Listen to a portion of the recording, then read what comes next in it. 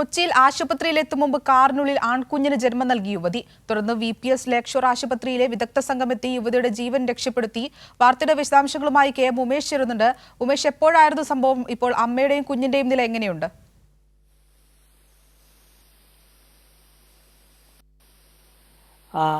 ഇരുവരും സുരക്ഷിതരാണ് എന്നാണ് ആശുപത്രി അധികൃതർ അറിയിച്ചിരിക്കുന്നത്. ഇന്ന് രാവിലെ 8:45 ഈ സംഭവം ഉണ്ടാകുന്നത്. ഈ തലശ്ശേരി സ്വദേശി കണ്ണൂർ തലശ്ശേരി സ്വദേശിനിയായ 21-കാരിക്ക് പ്രസവവേദന അനുഭവപ്പെട്ടതിനെ തുടർന്ന് ഈ VPS ലേക്ക് ഷോർ ആശുപത്രിയിലേക്ക് കാറിൽ എത്തുകയായിരുന്നു.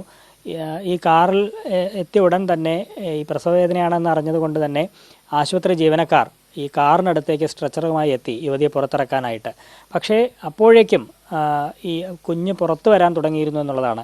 ഈ ഘട്ടത്തിൽ ഈ അടിയന്തര സാഹചര്യം തിരിച്ചറിഞ്ഞ് ഡോക്ടർ ആദിൽ അഷ്റഫിൻ്റെ നേതൃത്വത്തിലുള്ള സംഘം ഈ കാറിനടുത്തേക്ക് എത്തി. പ്രസവം ഉടൻ തന്നെ നടക്കും എന്ന് കണ്ടതിനെ തുടർന്ന് ആശുപത്രിക്കകത്ത് വെച്ച് തന്നെ പ്രസവം നടത്താനുള്ള സൗകര്യങ്ങൾ ആ തരത്തിൽ ഏർപ്പാടാക്കുകയായിരുന്നു. അതിനുള്ള ശുശ്രൂഷയും ചികിത്സയും ഒക്കെ കാറിനുള്ളിൽ വെച്ച് തന്നെ യുവതിക്ക് നൽകിയായിരുന്നു. തുടർന്ന് യുവതി കാറിനുള്ളിൽ വെച്ച് തന്നെ ആൺകുഞ്ഞിന് ജന്മം നൽകി. പിന്നീട് ഈ പീഡിയാട്രീഷ്യൻ ഡോക്ടർ പ്രിയദർശിനി അടക്കമുള്ളവർ സ്ഥലത്ത് ഈ കാറിനടുത്തേക്ക് എത്തുകയും പരിചരണം ഉറപ്പാക്കി അതിനുശേഷം കുഞ്ഞിനെയും യുവതിയെയും ആശുപത്രിക്കകത്തേക്ക് മാറ്റുകയായിരുന്നു. യുവതി നിലവിൽ ലേബർ റൂമിൽ പ്രസവാനന്തര പരിചരണത്തിലാണ്.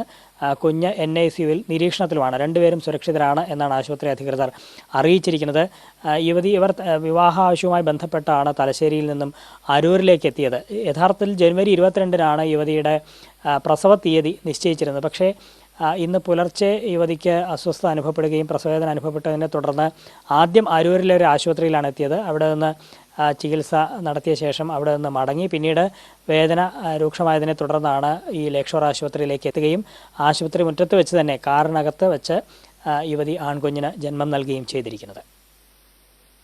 ശരി, KM ഉമേഷാണ് വാർത്തയുടെ വിശദാംശങ്ങളുമായി ചേർന്നത്.